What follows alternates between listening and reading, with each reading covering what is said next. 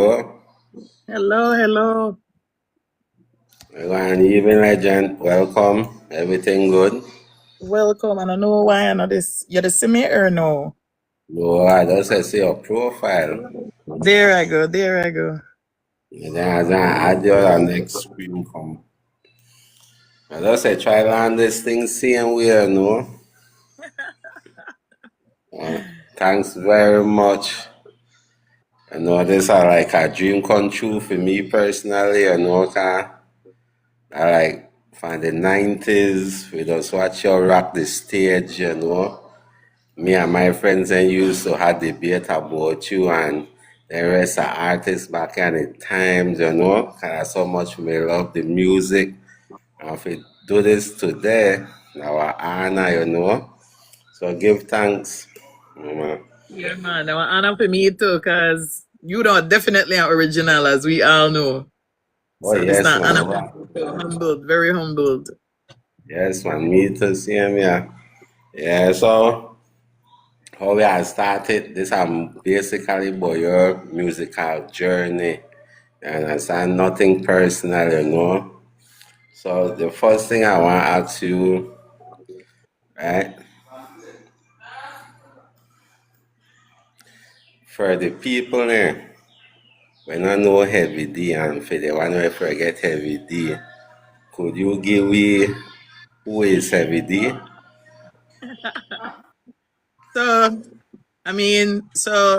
interestingly enough, right? Everybody know I from Belize, grew up that Jump Street. From Picnic, it's been a journey, let's go say that, but I don't want Jump Street original, still respect and love Jump Street.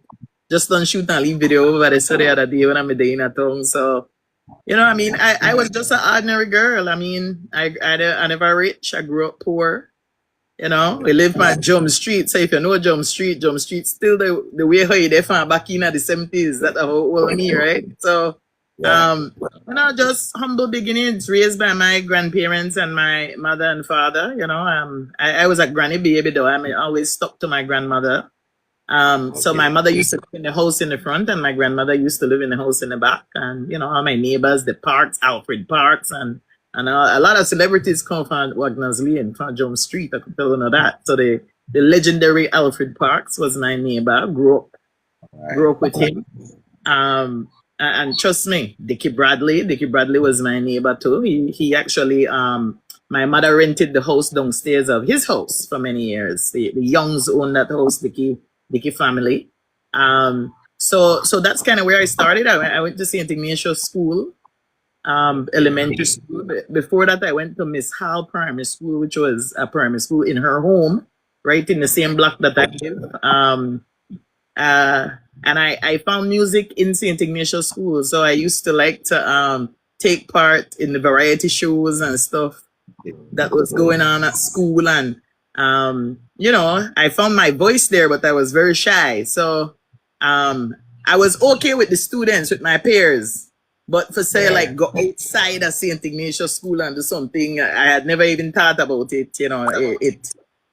It took me a little while to kind of find myself. And I always loved music. Growing up with my grandparents, my grandmother was very into music. She had all the old vinyl records, and we would put those on the record player and play music. It was a thing. I think I know every Motown song, every Bob Marley song from I was a child. Beres Hammond, those are the music we grew up listening to. Patsy Cline, the oldies but goodies. Growing up with your grandparents. So music was always in my life, and it was always around me. And I think I was in standard 4 when I got the courage to say I could do that. I go on this show and I was sing. And shout out to one of my friends, Tessa Maivit, who was just as crazy as me. And back then the song, I don't even know if you remember the song Supersonic. Yeah.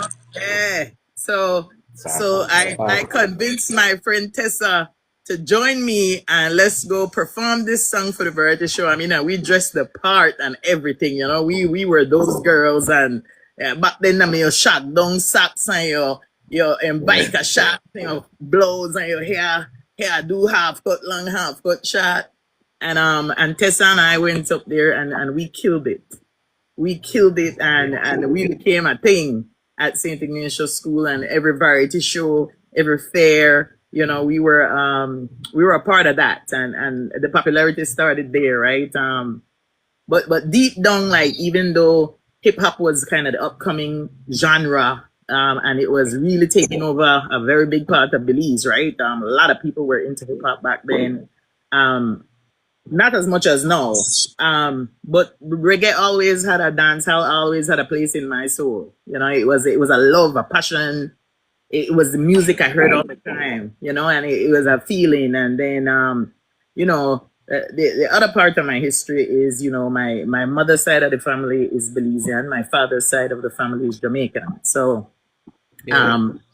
again, having the two cultures and stuff to feed from was very, it really just caused like a certain kind of passion to come out of me. And one day I went to go watch, they used to, Channel 5, I think it was, used to have a street show that they would record every night in different parts of Belize. And this one particular night, they were going to record in front of Stone Jam.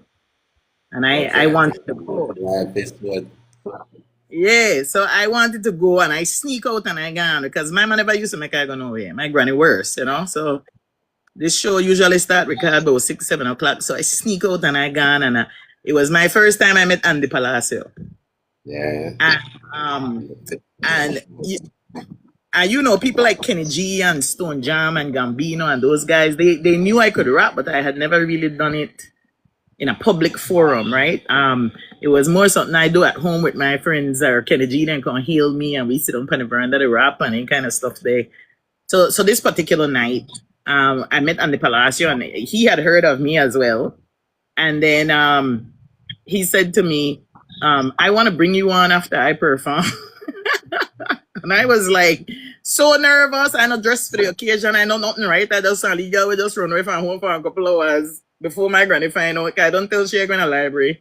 And I say, and it just gave me the mic, and I started to perform, and it was very quick. It wasn't nothing long or anything crazy. It was like more of an intro, but I was so humbled, shy, scared, and everything. I mean, this is like Andy Palacio, right? And Channel 5. Channel 5 was brand new back then too. And shortly shortly after that, Channel 5 reached out to me to make a video. So by this time now, I'm in standard 6. And still nobody don't really know I rap, because my family not in the street scene like that to know what's going on or nothing like that. And Channel 5 reached out to me because there was going to be a clash at Bird's Eye. And I was going to be a part of this clash. Me and Kenny G and Daddy Russian and the whole party, right? The whole slew. And I was nervous because, like I said, all of this to help my man don't know nothing what going on. Nobody don't know. And Channel 5 came and they wanted to make a video. The video which I saw coincidentally the other day while I was in Belize. And I saw it, actually you had posted it too, but while I was in Belize, it was on the TV before the news, and I was like, people can't still play this whole video.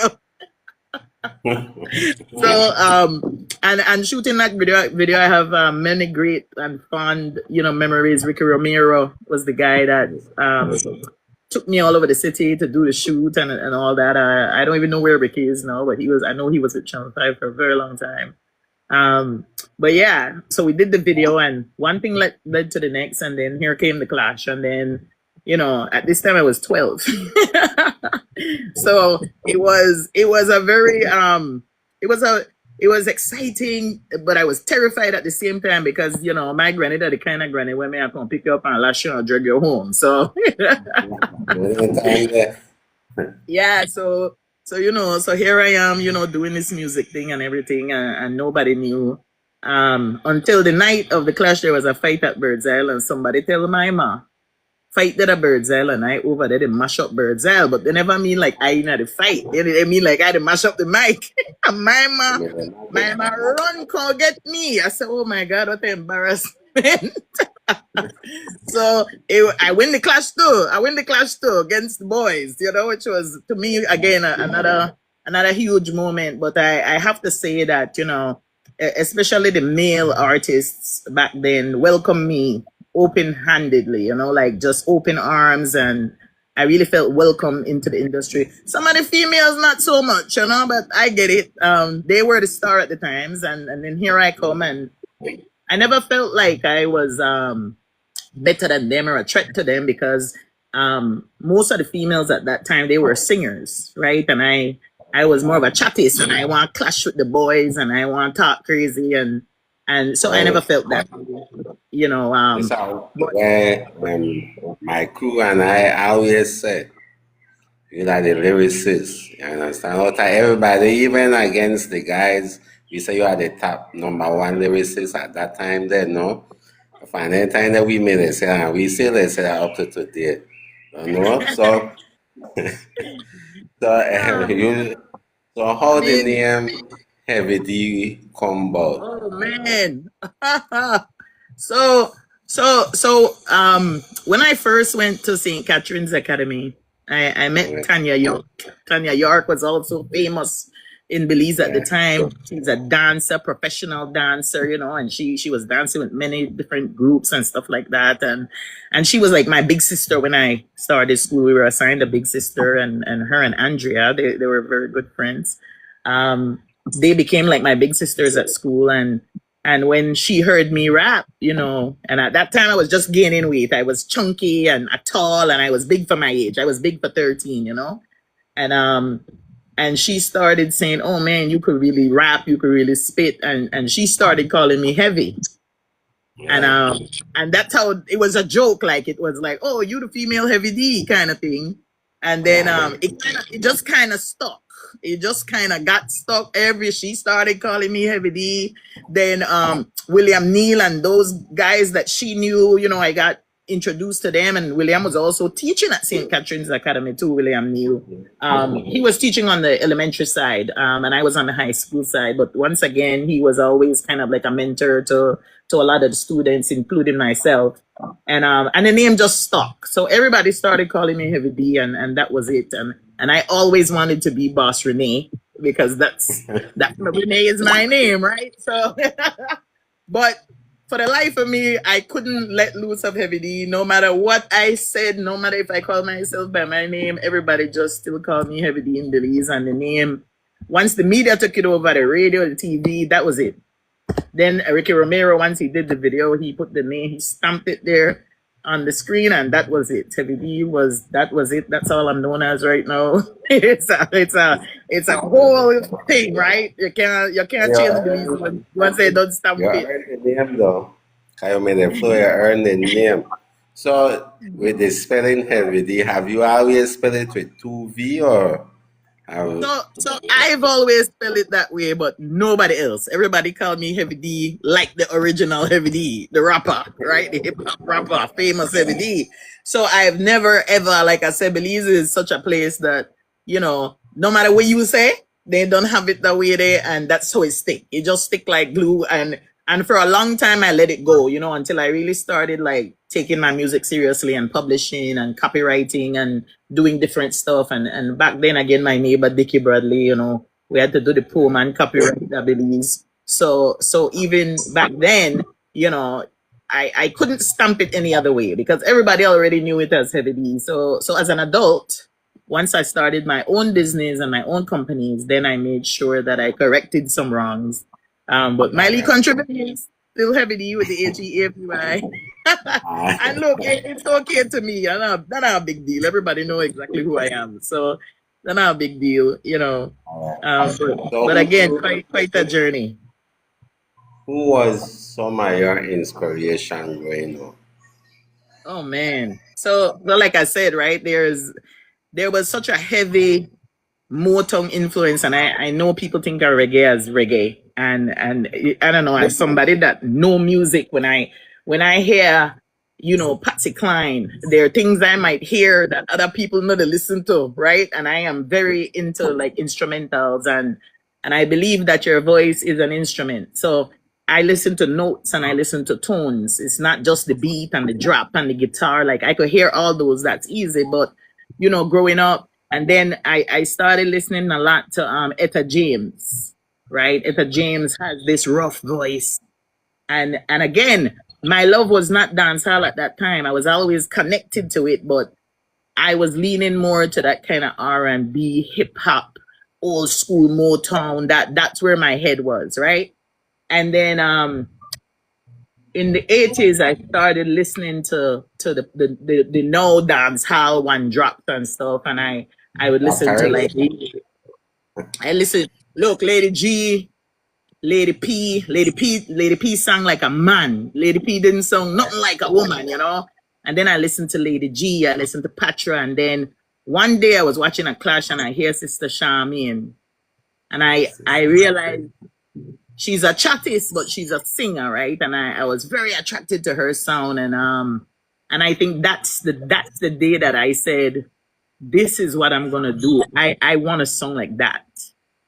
Because she was a chatist and she didn't care. She would diss anybody, you know. why And the she same was right? And then you listen to like Lady P, and Lady P sing like a gangster, like she wasn't afraid of nobody.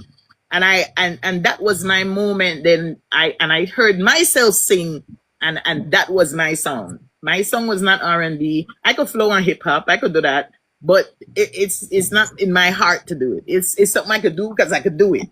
But it's like when I heard that genre dancehall, that 80s, early 80s, mid 80s, that was mid 80s, late 80s into the 90s, and I heard those females, is when I said to myself, this is my lane. And at the time in Belize, nobody had that lane. The only person I could say was in that lane was Lady Love. And yes, Kiva Love Lock, Lady Love. And I would say growing up, she was one of my mentors. You know, she would be one of the ones to call my mom like, Miss Marina, I could carry Hevvy D that stand critical girl, show down so go rap, because my man never want to send me nowhere. I'm still illegal. And I couldn't blame her for that, you know. And I started going to Kiva to do shows because again, she was in that same kind of chattis genre that I was in, right? And I looked at her as a mentor. She was older than me, more experienced, and she knew the people who I didn't know. So I was introduced to a lot of Belizean talent as well by Lady Love. And you know, at the time, like I said, I have guys like Kenny G that embraced me, like, and even to today, you know, that like my Lee big brother.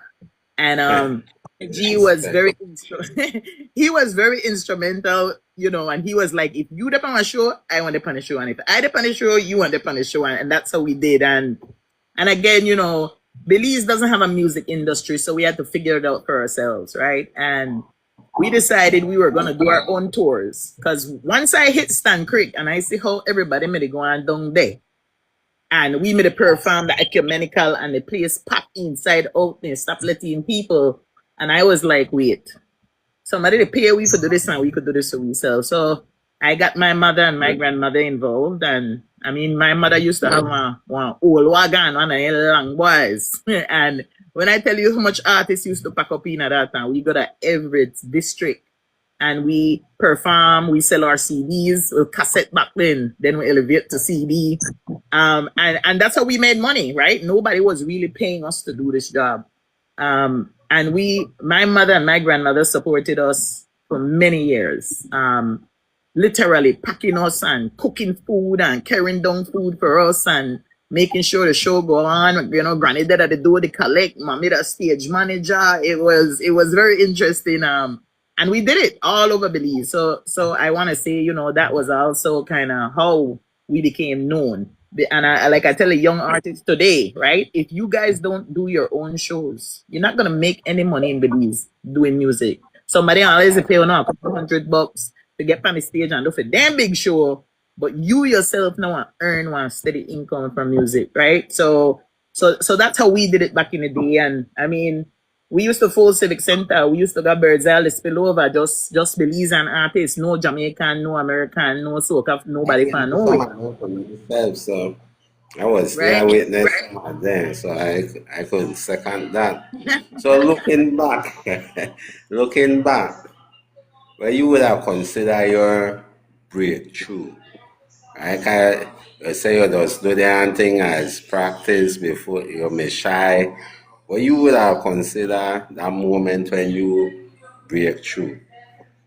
I mean, interestingly enough, right after Channel 5 did that video, Heavy D became a big thing. Everybody wanted me on their show, and everybody's reaching out and all of that. And there was a part of me that kind of like, yeah, I'll do a show for you. But again, I just felt like the people at the time wasn't interested in taking care of artists or making sure we were paid well or whatever, right? So I was always kind of like a Lee Rebel, I was always a little rebellious about who I perform for and stuff, and I got cool with everybody at Crim. Mose Hyde was also one of the ones that I would say he was around from the beginning, and he lended support wherever he could. There was nothing we couldn't go do at Crim, you know. So I remember when they were putting up the building, and we needed a place to rehearse and Vice music and stuff, we had the creme rooftop. It wasn't sealed up, it wasn't closed up, but it was ours. And we could be up there any hours of the day or night that we wanted. We were welcome there. So shout out to Evan X and Mose Hyde because and Glenn Tillett, those guys, those guys really stood by us when we had nothing. I mean, at one point we made a rap through a headphone whenever I even had a mic, but again, the space was ours. And I think some of these dance used to throw up there too. But again, those were the people that extended something to us. Otherwise, we were kind of on our own. One of the things also, and this I had to go back to, I think this might have been 1996 if I'm not wrong, but Creme also did something that was never done before, and they decided that America have the Grammys and they were gonna have the Grammys, right? And they did a lot of work, sifting out the right artists and the right categories and who fit where, and a lot of people were respected, honored, whatever you want to call it, by Creme, and I felt like that was a move in the right direction. It was the first time somebody was recognizing us. It was the late 1990s, but so we were doing it for like 10, 12 years, but somebody said, let's recognize us, honor these people. And once again, a packed out session at Civic Center, while we received these awards, and it was beautiful. Let's put it that way. And I mean, Mobile Malaki, I remember some of those guys that were there from way back. It was just a whole crew. Kenny Morgan and his crew. It was just a different time. It was, to me, it was still the grandest time in music in Belize, and I mean all kinds of music. Broke Down was still very popular, the more than it is now during that time. I hear them had some little controversy with some one or two of the giveaways, no? The award shows, no? Yeah. So, and look, everybody can win. Everybody want to win, but everybody can't win. Everybody want to win. Everybody can't win. And I mean, back in that time, the competition was fierce, There were a lot of good Belizean artists. And I mean, back then, I not like now, we don't want me to sing about raise your hand and shake your butt and kind of thing there. That never the era where we me in. We made them more in that clash era where you had to have lyrics, you had to have bars, you had to have something slick to say, something smart to say. You had to stand out. It's different now. I mean, I made to listen to my Lee song up that Thursday where the girl said, lick me, beat. And I was like, and that gone viral, which was insane to me. Insane. So, like I said, that era of music was just, I feel like it was genuine music, and I feel like, the industry, so to speak, back then, it was not industry, but like I said, we had Channel 5, we had Creme, we had the radio stations that would invite us and help blow us up and put us out there, but there was just no money to make. There was no, a big part too, no? Oh yes, and they started doing a lot of other videos after mine for local artists and stuff. So to me, they were definitely a part of the grassroots. Lauren Yes, can't forget Lauren. So Channel 5 play a big role too, We wish the radio and the TV station would have us go back to that roots there, Yeah. So, on that era there, which song or project you most proud of? So one of the projects, and I maybe want to name here about this ever, but one of the projects the government had asked me and Kenny G to do was a project called Give Peace a Chance, and we had to write a song for it. And Give Peace a Chance blew up ridiculously, became a national thing, right? Because this was also the time when we were seeing gangs and stuff Yeah. forming, right, in the late 90s. And the government reached out to us. They were trying to do like an outreach, and there was a big concert at Civic Center. All the schools attended, the gangs, there was talks of peace treaties and stuff from way back then. But it was one of those days where everybody was outside and there was no problem, right? And this is the whole Civic Center. And I mean, there were people outside the Civic that couldn't get in. And the place was so packed. And it's so funny because I tell Kennedy, I never so nervous to go sing a song, and alone, most of the youths I go sing in front of, no, right? And my peers, and I tell Kennedy, we can't make no mistake, we just write this song. I mentally, I don't even know if I'm ready, because when we just write the song and everything kind of happened last minute. And Belize Sports Council, Murphy, this guy Murphy, he played a big role in it. He was responsible for the sports and athletics, and somehow he pulled us in, and he used to go on tours with us and stuff to different parts of the country. Murphy passed away a few years ago, but he was very instrumental in helping us along. And when the whole big Peace a Chance, Give Peace a Chance rally took place, I mean, there were thousands of people in Civic Yeah. Center. There were buses lined up and down the boulevard because the schools from the village and everything and the different districts were coming in. And for me, that was my breaking moment, because I felt like, wow, this is not just music, dance hall, have fun and spit rhymes. Like, wow, this is a song where it hit different. This is a song where affect children, and then it kind of change your perspective when you're to deal with young kids. Again, the clash lyrics, none of that never make no difference. And it was very interesting also for me, because I had an aunt that lived in what we call PIV today. Yeah. And so when we did gave Peace a Chance, that area, we never known as PIV back then, that area was kind of the target, and which is why the concert was held at Civic Center, because that the area where they get hot, right?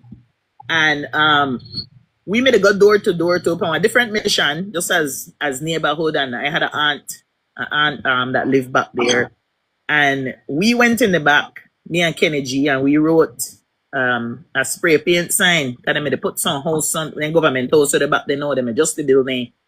And we wrote Peace in the Village, PIV. And unfortunately, that term got misinterpreted, and now PIV is something very different.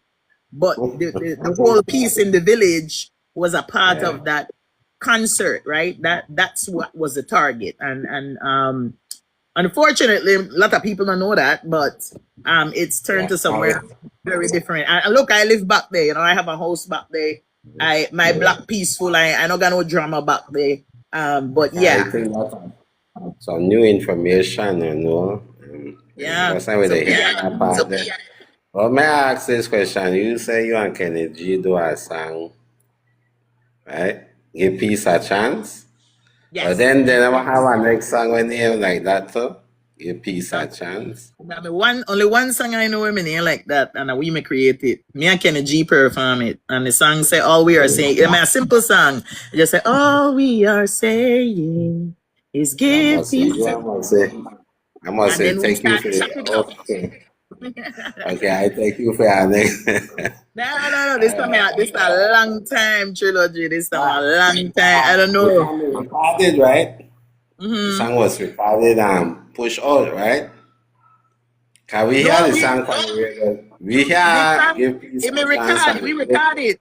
We record it, but I honestly, after I perform it, I have never heard it again. We used to play it on TV all the time, and then I know I say much cannot really have much information from it, but we may hear our artists say kind of one voice we may hear in the recording yeah, our I feed. sing the hook on Kenny G. We had verses where we sing through the song. That me do the hook, Check I, that. Yeah. I really baby vice, cause me young name tiny. I love this vice, yeah. I must say, right, I must But say you there. Must say I you bet must. you Channel 5 or Channel 7 have them videos because they were there, you know? Ah, I figure They you're were the there. archive. I figure you're the Yeah. archive. Yeah. I just So link one of my everybody friends know on Channel you. 5 too for tell I look for some of them old videos to me. Yes, I want some myself.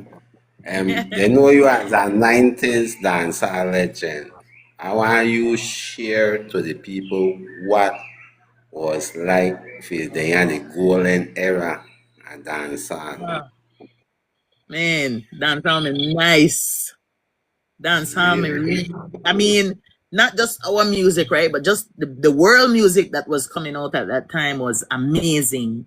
It was just the music made sense. It was fun. It had meaning. You know, it's very different from the music that I hear now. So a lot of time I go to a party and I just stand up there, bump my head to the beat, and then listen to the words. Cause sometimes it don't really make no sense. Yeah, true. But you know, in my era, like I mean, we truly had fun. We gotta dance and we just dance and party. No lot of fight, no lot of killing, no none of anything but they have nobody not afraid for go. When dance done 3, 4, 5 the man, you stop the Megan, you get your beans, you stand up out there, you talk till sun up, you know. I mean it was just a whole or big apple. It was a whole different energy, right? And it's just like no, the dancehall music watered down. That's the best way I True. could say it. Just kind of watered down and you know the meaning and the words and the stories. You know, back in the end days, most of the music was telling a story. You know, Bojo was a storyteller, Beanie Man was a storyteller, Flower Gun was a storyteller. You know, Everett Dragon was a storyteller. So the songs had meaning and value, or it was something you could relate to. But no, and look, and I know say some leave bad girl song never dey about back time. Cause patron me dey shuffle the deck, queen of the park, right up in your limousine, and Yeah. all kind of thing, right? So the badness me always do the rude girl style me always do they, but it was just so different from now. And the music now to me sound kind of lazy, you know. It sound the Yeah, ver BC. when I cut from a 16 to a 8 in a song. You know, first I'm a 16 bars, then it gonna 10, then it gonna 8. I know again the music just kind of watered down to me, and you know got the effect, man. People, I heard a couple iTunes songs the other day that had some effect. They saw AI kind of music, and I felt like some of the music that some people are making are valid and it relates to the time. I know Ash had done and I don't know, ask me what the song kind of remember, but I heard it and I know it was a like AI tune, but I mean, sad to say, it's one of the baddest tunes that I've heard in a long time. One of the best, right? And it's an AI tune. Yeah.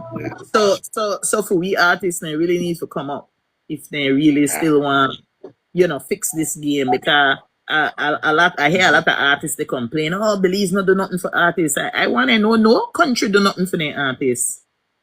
Jamaica now they pay no artists. They artists they find their studio, then they find their label, then they make their way. My artists then I believe that like then they wait for somebody from the government or somebody to get in something to make them do their music. There is no music industry in Belize. With the Period. artists and beliefs, I call it them, I get vexed, but I don't say this publicly already that you had the UDP and the PUP artists where that was sad thing, no? Because when Right. certain party they in, you hear certain artists. And you know, here the next artist where was in when that party was in. Right. And that's a sad thing about Belize, right? Like when you say Yep. it depends on the government. So find that whether the lesson from the 90s, where you would have said still apply to their time. If you want to be a musician or even a content creator, because a lot of Belizean is trying to do that too, you got to do your own business. You got to be your own brand. You have to be your own distribution, your own copyright. You got to push your music. And when you push your music, understand, pushing your music not mean every song where you record your fly up on YouTube. I feel like that the worst thing one artist could do, because I like you to give away your music for free. No copyright, no distribution, no rights to anything. YouTube they make money off of you and you know they make no money. So that number one for me. I see it happen all the time. I have heard good music on YouTube. Good music. And then what the artists they get, right? No demand. There is no demand. You gave it away. So one of the things I always tell artists, one, you go do a show that for promote your music. Somebody hire you for do a show, consider that promotion. Not consider that one source of income. That not how you want make money, bread and butter, because whatever if then they pay you only $300-500, whatever they pay that Belize these days for music. As a female artist, I don't spend more than $500 before I get on a stage. Hair, nails, shoes, clothes, My little sister an artist too, and I tell her the same thing. You can't look upon that part of the business as your bread and butter. So you as a musician, you have to record your music. Yes, get it copyright. It's not that difficult, right? You have Big Riff in Belize. You have a couple of people in Belize. I use Riff. Riff administrates all my stuff, right? And this is to make sure that your information is copyrighted. So this is how you start get paid. Copyright, distribution, and publishing. It's not that hard to do. And if you can't do it on yourself, I could go on a Big Riff number and he handles all the business. Just sit back and be a musician and do the music. And that's how you make money, because now your music is being played. And even if you're not to get paid by your plays, trust me, if people hear you song good, they want to book you. I make money from performing. I don't know about nobody else. I know they make no lot of money from YouTube or Instagram or Facebook, or me not the any level this up. And I do music just for fun now. So if you want to truly brand yourself as an artist, the first thing you got to do is brand yourself and get everything legal, or else you have nothing. And then you want to wait till somebody come and say, yo, will bring this Jamaican artist? You want to open the show up away? They don't complain about that too. But if you're not do the business side of this thing and understand that money right now, no one, especially in Belize, right? For we population very small, and I hate to say it, but we don't support each other enough. And if you did the print mainstream, America, other Caribbean islands and places, or even international Europe, I mean, I have songs that play in Europe all day, that people don't even know about. But again, revenue is key, right? How do I get revenue? So you know the inner demand if your music not out there. And putting your music on YouTube don't mean that your music out there, because who really to push it? Other than you. I post stuff by YouTube all the time where I feel like giveaway, because there's stuff where I feel like giveaway. I don't want to make no money off of it. Yeah. But I want to make money otherwise, next thing I do too, I turn my music into a brand. I have one t-shirt line, hats, clothes, sneakers. You have to turn a business into a brand. I also ghostwrite. I write music still up to today for other artists, not necessarily Belizeans, but I write music and I get paid to do it. So you have to turn yourself into a business, especially in a small country like Belize. You can't sit down there and just wait and feel like because you got a couple of hit songs and maybe 4 or 5 shows back to back, you get booked. After that show they done, you done too. True. This thing that, you can't be promote that. So what would that be your advice for the young lady that pursue the music business? So number one, I always tell somebody, if you truly love music, you never give it up. Because I trust me, I've tried. I try to give up music, and somehow I always get drawn back into it. Somehow I get pulled back all the time. So if you love it, do it. But considering branding yourself, the artist as a brand. Some artists are going to go there to no green hair, pink hair, brandy hair, start on hair line. No sit down and wait for somebody booking for just music. Start one business, start a brand, get your copyright. Like I said, those things are very, very important, especially as a female artist.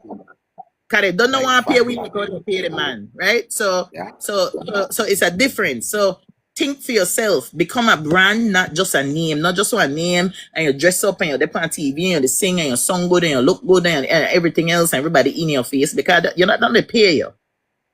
You have to have something else to go on. I try to turn size 7 into a brand right now. That's what this is. This industry where they try having and believe. So important, confidence and believe.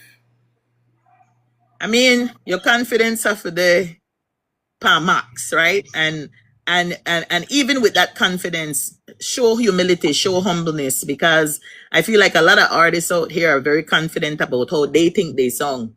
And then when somebody tell them how they really song, or maybe that one song good, but boy, this one not song good, and again attitude, right? So you have to be humble enough for learn, for listen, and learn to take advice. And where I said, all right, constructive criticism. We know they tried this year. So one of the reason I do my show Artist Link Up, and you've been to Artist Link Up. Artist Link Up is just where song like it's a showcase for artists, and we invite all artists, new artists, young artists, kids that want to be artists, and we give them a space to perform and compete. And this is private. The people that attend Artist Link Up, that their friends, their family, their ma, whoever they want to invite. Artist Link Up is always like that. We got one coming up August 1st. We're do it in a city there. We don't got a leaf flyer out already.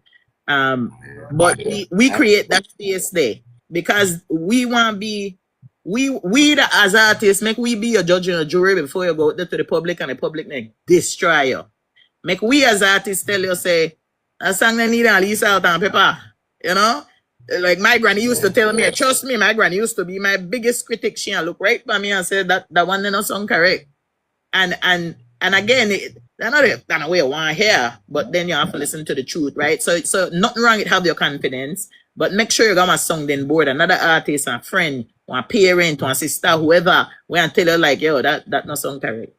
Have somebody, not just everybody want to kiss your butt, tell you your song good, maybe because you look good, but nah, make sure you always got somebody else to listen to your music, and when I be honestly, brutally honest with you and tell you, yo, that not ready. Or you song like somebody else, or you sing somebody else lyric. Make somebody tell you, because one thing me and Kenji used to do that beat one another up when we the right music. We used to beat each other up. And I mean call to her like he not like hear that, or I not like hear that, or and we just had a different kind of relationship where I never feel hurt when he tell me something and he not feel hurt. You know, we sometimes we take the same mistake where we make song out of it and this one another. And that time if we show too, we used to this one another. So confidence is important. Right now, yeah, I just need to do something quick right now. All right.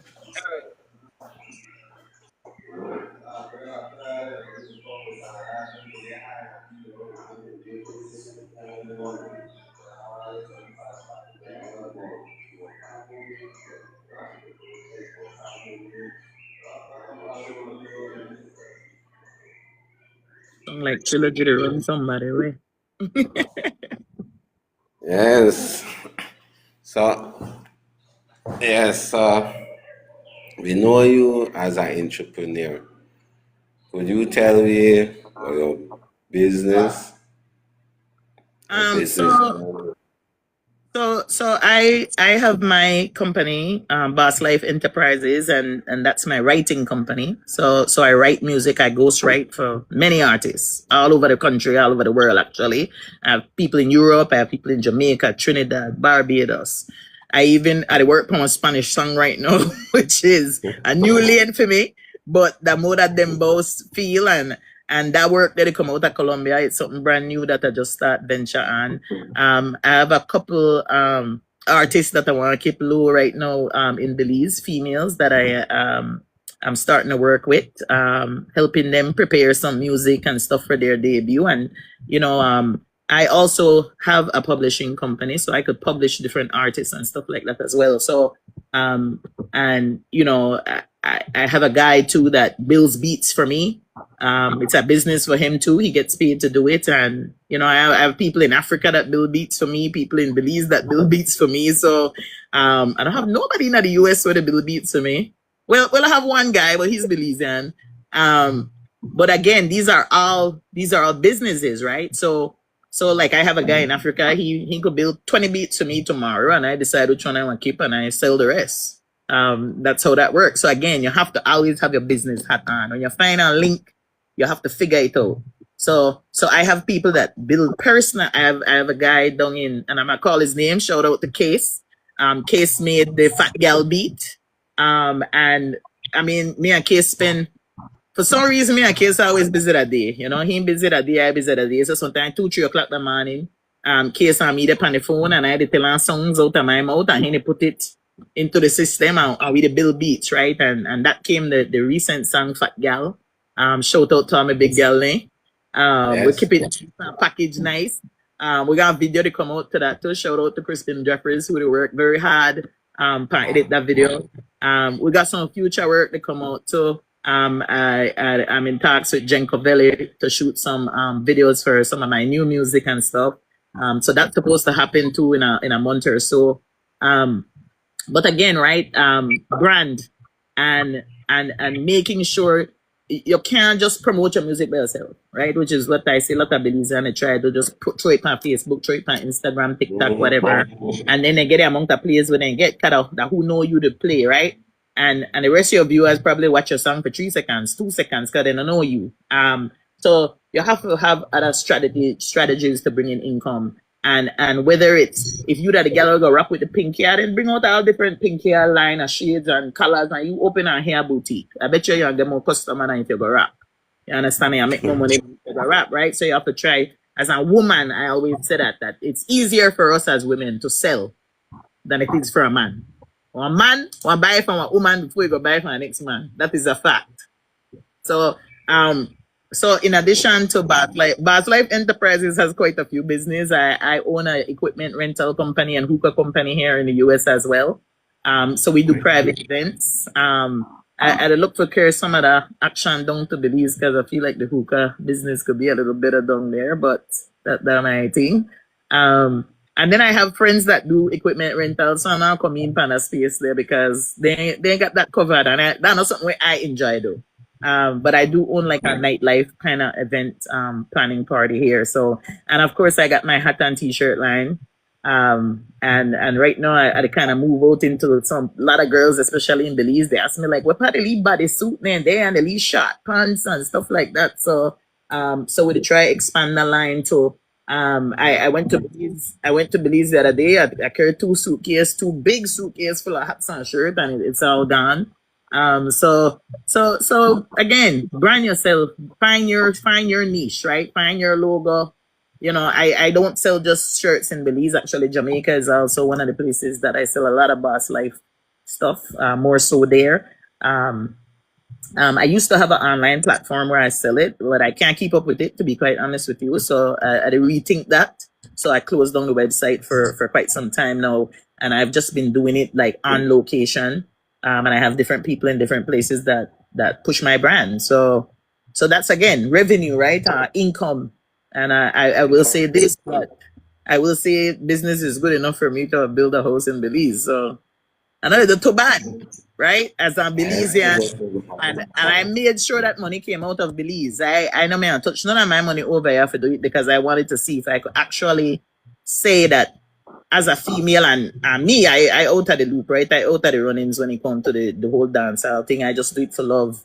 But you know, if I could do it, anybody else could do it because I feel like I come from the same foundation as most people. You know, raised by your granny or your mom, we have to go work all day, uncle, auntie, granny to raise you, and you know, from Jump Street, you know, and if I could do it, I feel like anybody else could do it. You know, I don't feel like I that much special than everybody. If anybody from Jump Street will know me, will grow up with me. So determined you are, you know. So what inspired you to become a businesswoman? I mean, Trilogy, my grandparents, my mom, they were all business people. So I grew up with my grandmother and grandfather. I don't know if you remember Bonfire Bar. Yeah, right next door to. Correct. So I used to live right through the next alley. My grandmother and grandfather ran both Bonfire and Travelers Bar for travelers in that Bridgefoot there for many years from I was a child, right? When I used to go to St. Ignatius, I have to run home, go eat something. I see my granny to get ready for go on the afternoon shift at the bar. She come out about 6, 7. My grandpa do it that night. When they opened Bonfire, because Bonfire was open after Travelers, then my grandfather and my uncle started running Travelers for Romel Perdomo at the time. So that's another place where I grew up watching business, right? And my grandmother and grandfather ran those business for many years. Then they opened their own bar. and then eventually retired. So the business I've been, I know if you help my granny stay up the night and count money, tech stack, count too much beer, how much stout, and how much need to do, and how much battle broke. I mean, I grew up doing anything there, so naturally I feel like that business sense was just always in me, and I love it. I love working for myself. If I want to stop my regular job, I could stop today, and I want to find a hustle. So I even had a boutique in Belize. I used to have a boutique in Belize, big and beautiful. I only catered to my plus size kings and queens. And that ran for many years as well. My grandmother ultimately got very ill, and I didn't have anybody, and I was living here mostly at the time in the States, so didn't really have anybody to push the business. My sisters were still young and in school, so my mom was a nurse at the hospital, so I didn't really have anybody to say really push the business. So eventually I closed it down, but I am in the process of looking for a space in Belize now to open that business back, and only for the plus size. I'm not a cater for no maga girl. I'm just kidding. But yeah. Balance like the three, your business, music, and your personal life, or you make a balance of. Man, look, I'm gonna tell you this, easy, right? Because I have a son, I have a child, and I've learned when to take breaks. Let's put it that way. I am a workaholic. I will tell you that I probably don't go to bed till after 2 a.m. most mornings, and I'm up by 5:30 because I do have a regular job too that I love to do, and that is the job that pay all the expensive insurance to America and stuff like that, right? So pay for the house to America. So I do. In a sense, I'm a workaholic, and I enjoy it. I when I'm drained, I know when to turn it off. And I have a son that I have a very understanding, sweet son, and he's been around this life and business, for the last 14 years. So he kind of rolls with the punches, but I find time for my family. I find time for my sisters, brothers, everybody. And and I feel like my family gets me enough that they give me my space. They know how I crazy, and I might just pull up on in a Belize. Sometimes I want, sometimes she grab a hat and all of that, because sometimes I just pull up. I know, so when I come, because sometimes I really don't know. I could get up tomorrow and decide I want to go to Belize, and I just call out from work and I say I'm going to Belize. So I do wild things like that. I did it that last month to my mom, and I say, you want to kill me because you just want to pop up there how you want. And sometimes I'm Belize trilogy, and sometimes I go nowhere, sometimes I just stay home and I enjoy my house, sit down on my veranda, eat some mango, plant my leaf bush there. And sometimes my life is that simple, because that's the win of the race. I can't rest directly. I say congratulations to you and your son. I see you pass graduate, no? Yes. So you going to high school, university? Yeah. He going to high school now. He just turned 14 last month. You could say he going to high school, but man, elementary school are foreign now. Like that, if you like high school, check there. It's rough. Your kids go through that, especially his school. His school is very strict. Yeah, real higher education. My son just actually sat the second year college testing, and he passed. Okay. So he well ready for high school. So I approached him for that, he's a good kid. I don't got no problems with him or nothing like that. He's not no trouble boy. When he go to Belize, he want to go, but when he go to Belize, he not expensive habit, because he like go to Key, Placencia, he want to stay at a big hotel, that's how he think he rich. So, but again, balance, right? He put up with me. He put up with me with all the trips and traveling and things. So, and he wholly a good kid. So how important Belizean culture in your work? Boy, everything I believe for me. Everything. Anybody ask me, look, I born in America and I grew up in Belize, right? And I have never tell anybody that I'm American. Let's go to that, right? I make everybody know that when I 3 days old, I was in Belize. I born a foreign, and 3 days old, my granny bring me to Belize. She was building her house at the time, and my mom went back to medical school here in the US. And I have been in Belize my whole life, my whole life. So yeah, I could come to America and I could go back and forth, but Belize is my home. Belize is my culture. The Belize food cooking at this house here. You know, that my son graduated the other day with a big Belize flag on the stage. You know, he's a Belizean and he loved that. He loved for him Belizean culture. Like, you know, I always tell tell sometime when they talk, I talk Belizean and American friend and they confused, you know. And he got one big friend with a Jamaican we might be the only person who really understand what he says sometimes. But you know, I don't know nothing else. You know, I grew up in Belize. I really don't know. I used to go back and forth to America, yes, as a teenager and everything there, but I grew up in Belize and that's the life I know and that's the life I love. Like I alone tell everybody, like I don't want dead the foreign. I don't want dead there, you know, this cold weather. This is one of my dream, you know. Every time I go to Belize and I sit down in my house, I don't want to come home. A big thing for I left because I didn't want to left. So Belize is all I know. Belize is the way I love, and you know, sometimes my country drive me crazy, but I have to stand for business and my country that. So what are the latest project you work on? why? You should have first of all, again, Case got about 30 beats in my inbox for me to listen to. So I want to do an album where I be my final project, and then I want to really give up music, and I want to just dedicate my life to my business. And I want still want the wrong music, but at the work pan album where I be kind of my legacy. That'll be the name of the album, to Legacy.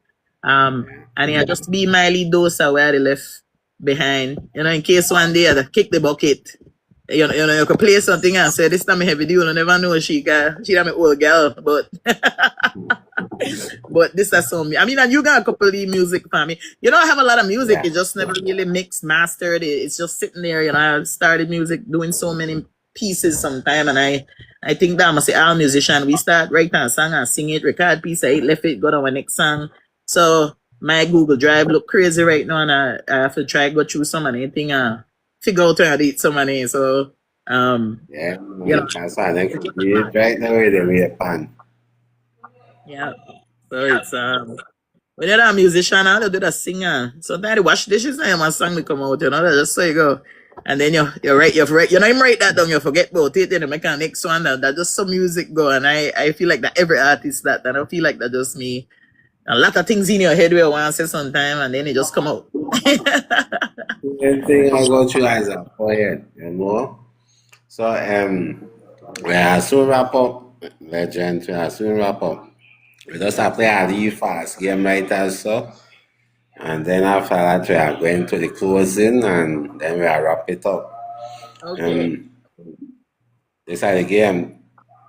Quick fire, right? Dancehall or reggae?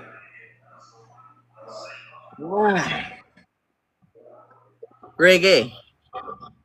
Alright, your favorite Belizean food? Dokono. I got two. Wait. Yeah. I like Dukuno. You know, not judge me. I like Dukuno. Sere. Not judge me. Dukuno chicken. Plain Dukuno in at the stere with the fish. All right. Oh, okay. Definitely. Your favorite Belizean artist of all time? Whoa. Why? My Lord. I got two. Yeah. I got Kenny Morgan and the Palacio. Those are my two. And the Palacio, Kenny Morgan. Any direction you want to put me into there, because talk about influence and power and pressure. I mean, Kenny Morgan was so Kenny Morgan and his whole crew, right? We're not just talk about one, but that entire team. I mean, they were saying things that people were afraid to say politically, and you know, just it was very interesting. So I have a lot of respect for them, and like I said, and the Palacio, none of we know me I really understand or know punta if and the Palacio never started to the way he made it do, because it was so sheltered, right? The culture was so sheltered. I mean, you kind of only hear punta when you go down south, and I feel like and the Palacio, Chico Ramos, you know, Maime, Titi Man, I feel like them guys they subsequently, right, really boss bust the industry and made it what it is today. I mean, Punta is the number one music in Belize right now. That no soca, that no dancehall, that no nothing.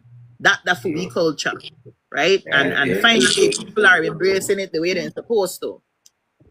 yeah, true, true. I agree with that. Man in person or night owl? Night all, I dey up all night.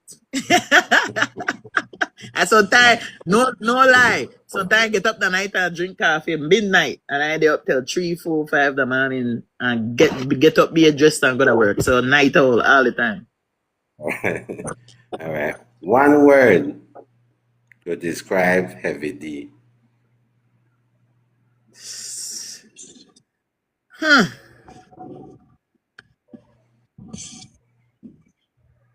Man, I want to say perseverance. Perseverance. Well, Perseverance. overcome and trials. It could be perseverance. And you're still in it. You Yeah, know? I've overcome a lot. Trust me, people just don't know. You don't have to overcome a lot. So, what that the legacy do you want to leave behind? You know, I don't have one big legacy where I want to leave behind.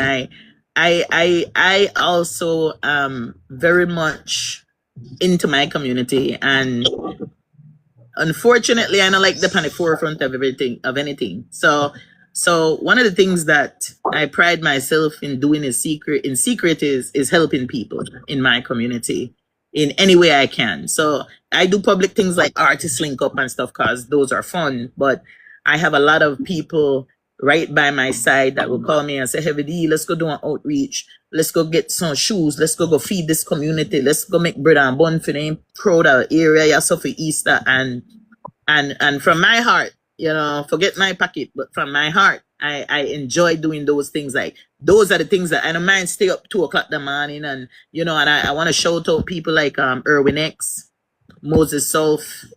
I have a lot of people back at Lekai that also assist with some of this stuff. My crew there at Jump Street that we try to help people. And I love being in the background and those stuff. I don't really like got my face on the front of it. So shout out to those guys, like Erwin X especially that does like the Peace on the Block and all those efforts and stuff. And I get involved in behind the scenes, but I just like watching it. I like watching it happen and watching our Belizean community come together and help each other. Because to me, that's what I see.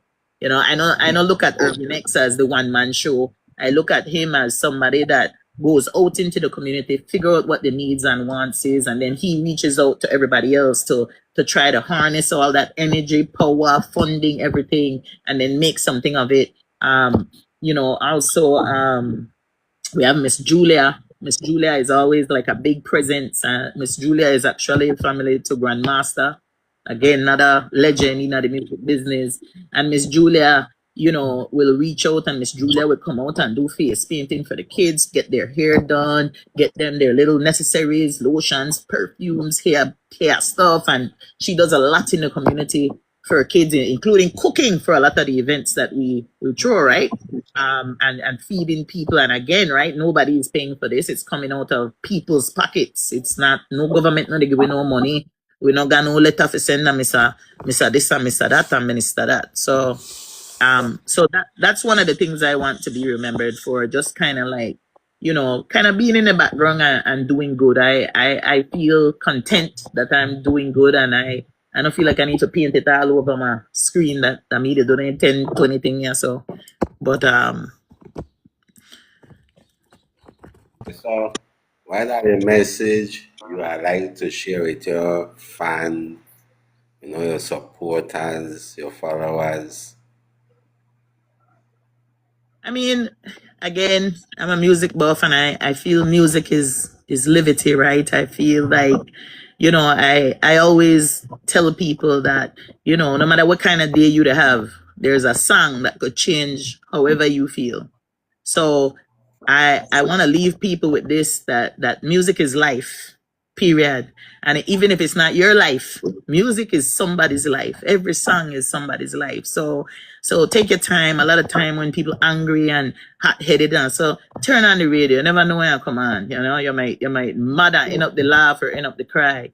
But music is life, and it's therapy. All right. Why should people continue to tap in with Trilogy? If you do not tap in with trilogy, you don't want to know what happening. Period. You don't want to know what happening if you do not tap in. You don't know how to keep up in the dancehall music. You don't know how to keep up with dancehall history, learn on the history. A lot of new artists out here where don't know what the hell they talk about. They don't know how they get to part in there, how many foundations were laid for the standpoint. So make sure to tap in with trilogy, because trilogy is compiling the past, but he's also the future, because you're the future. And as long as trilogy is here and he continue to do this, and better tap in. Or else really nobody knows more, okay? Trilogy page got like 30, 40, 50,000 views on some of that video. So if you really want to push on the music, you want to reach out to trilogy. They try to get it out there. So. But before we go, I want to talk to you about your classic, Can't Get Me Out. When I listen to it over and over, could you say that the first diss track? Yes. So that was intentionally the first diss track, because like I said, I wasn't necessarily welcomed by everybody into the industry. And there were a lot of talks. I mean, on a certain set of girl them want come, no one come and try come fight me off of the stage. And Trilogy, better than any DJ we are must so I intentionally made that song because at the time I was 12 and everybody else was older than me, and I never want to fight with people, but I wanted to make it clear that you can't get me out so easy. And I'm still here. A lot of ain't gone, right? I'm still here. True. All right, this is our last question and we're out of answer. If you could sit down with your younger self, what would that be the advice you would have give her today? Man, whew, that one heavy one, trilogy. That one heavy one. One advice I would give my younger self is to not be afraid, not be intimidated, because I felt like there were times when I could have maybe have gone further, but I was scared, right? And I didn't trust people and stuff like that. And the other part that I would tell myself is, be careful with the people that you surround yourself with, because some people are there for the hype, some people are there for the hustle, for see what they could get after you.